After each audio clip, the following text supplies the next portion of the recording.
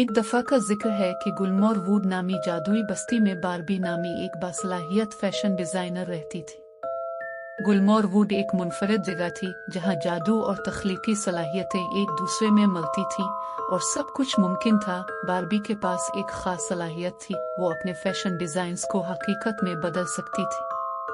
इसकी boutique Barbie की जादुई फैशंस दूर दूर तक मशहूर थी। लोग दूर दराज से आते थे ताकि उसकी ताज़ा तरीन तख्लीकात देख सकें और एक जादुई लिबास पहन सकें। एक रोशन सुबह जब बारबी एक नया लिबास बना रही थी तो इसकी दुकान में एक चमकदार रोशनी नमूदार हुई। ये इलारा परियों की मलिका थी जो एक फौरी दरख्वास्त के साथ आई थी।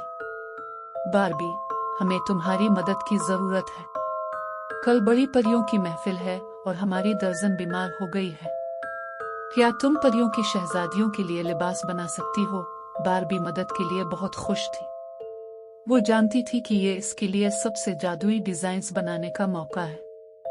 उसने अपने जादुई औजार जमा किए, जादुई सुई, चमकदार धागा और रात के आसमान की तरह चमकदार कपड़े। वो अनथक मेहनत करती रही और जब वो सी रही थी तो इसकी तख़य्युल बुलंद हो गई। इसने ऐसे लिबासों का तस्वुर किया जो पानी की तरह बहते थे, जिनके रंग मौसमों की तरह बदलते थे। हर लिबास को नाजुक परियों के परों से सजाया गया था जो नर्म नर्म उड़ते थे।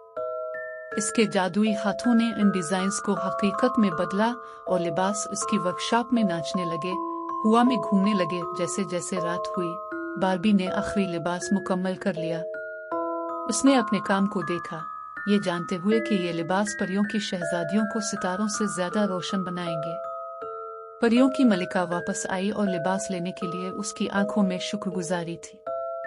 बारबी, तुमने वाकई कमाल कर दिया है। ये सबसे खूबसूरत लिबास हैं जो हमने कभी देखे हैं। अगली शाम परियों की महफिल एक शानदार तकरीब थी। परियों की शहजादियां बाल रूम में दाखिल हुईं। उनके लिबास चमक रहे थे और दमक रहे थे।